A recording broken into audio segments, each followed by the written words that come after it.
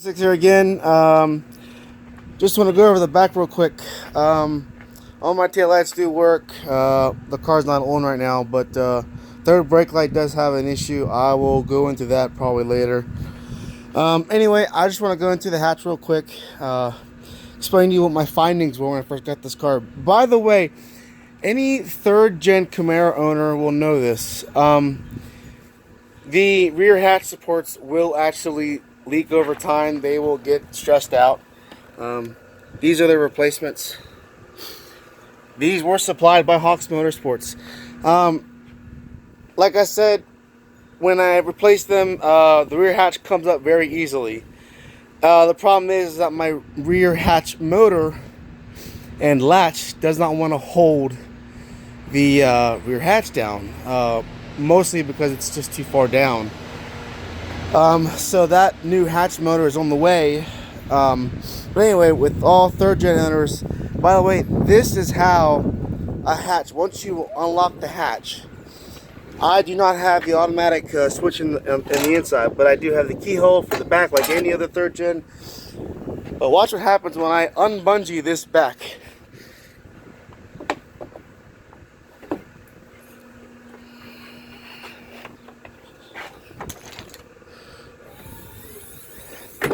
That's how that's supposed to work. That is supposed to go up every single time with no resistance.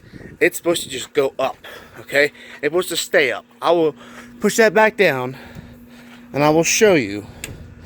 I will let go. It's all the way down. I'm just going to let go. Okay? That is how a rear hatch on a third gen is supposed to work. So anybody who's having a question about your hatch going up kind of slowly, well, that's how that's supposed to work. So if it's not going up that fast, then you need to get new ones. These are the ones that I got. You can't really see that. There's the part number. Thanks again, Hawks Motorsports. They helped me out.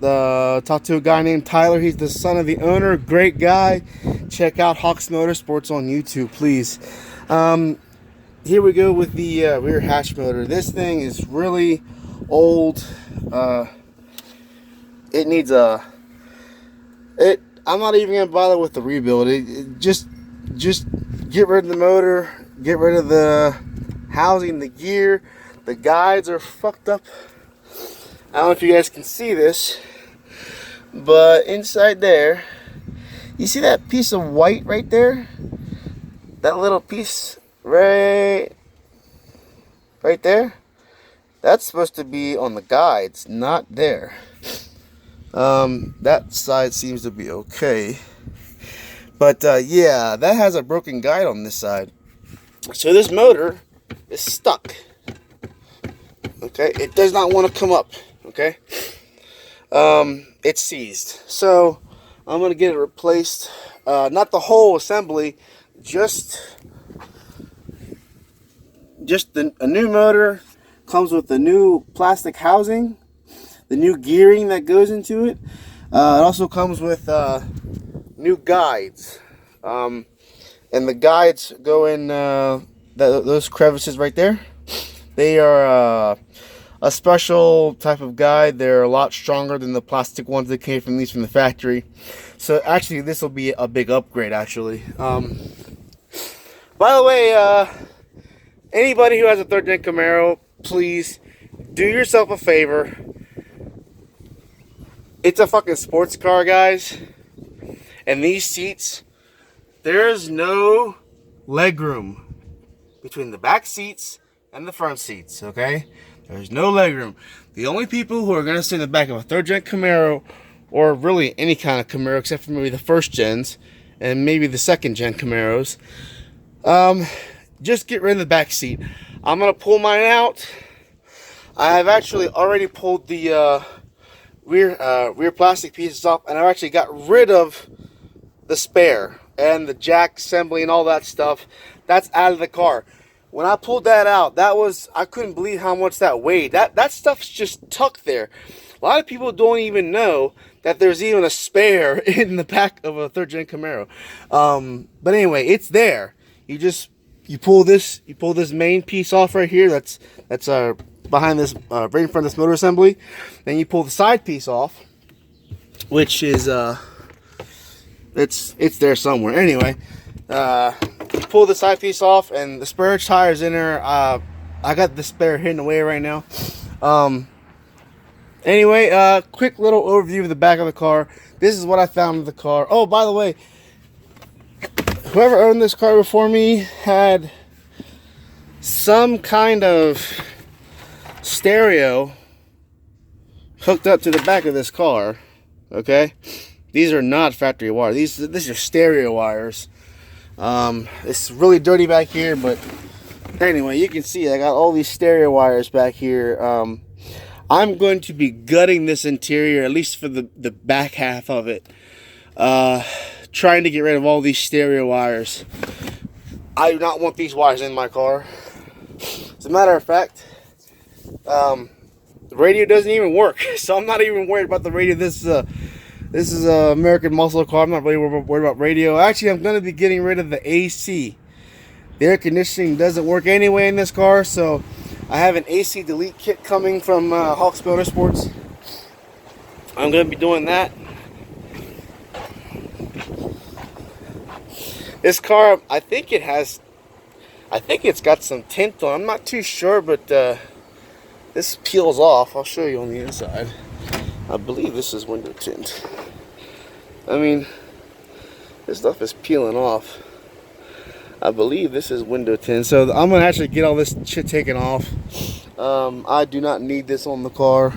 If I want to get it retinted, I'll get it tinted professionally. This is a T-top car. Thank God these T-tops do not leak. Thank God. Because this thing had I bought a car cover for this car. Usually when it leaks, it goes down along the side rails, and it will leak down there. Luckily, there isn't really any rust down there. It's just dirty. The inside is extremely dirty, guys. This is a real quick view of the inside of my car. This car is extremely dirty. No headliner. I'm gonna hopefully get one in maybe the future. But I will be getting one probably from Hawks Motorsports. Back seats, you know, the normal wear right there on the side bolster. This is not the OEM steering wheel, but it ain't that big of a deal for me. This is, closer for you guys. It says 8,000, but it's actually 108,000. It's not 208, it's 108. This is an auto car. This was originally an LB9 305 TPI, 2-port injection car. I still have to verify to see if it's a 350. I'm not too sure. I will verify that probably in a few days. I gotta get a better view of the engine because that thing is so tucked up close to the firewall. This guy put some gauges in it. The voltmeter works. The oil pressure works. Yeah, water pressure sensor, or the water temperature sensor works. The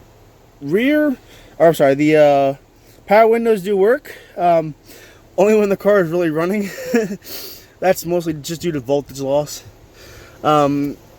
Headlights do work, but my my one high beam I have to go through. I'm still not sure what the hell that switch is for. It doesn't control anything on the inside of this car. I've tested everything on the inside of this car, except for the fog lights, because they're actually not even on the car. But anyway, there's a back seat. I will be getting rid of all of that. Yeah, when you get rid of the back seat, it's probably, I don't know, I'd probably say about a good maybe 45 pounds. Yeah, probably a good 45 pounds that you just take out of the car. Maybe 50. I'm not really sure. Anyway, guys, I'm gonna end this video. We're coming up on 10 minutes here, so thank you again, Hawks Motorsports. I really appreciate you guys helping me out, and I'm still gonna be doing business with you guys in the future.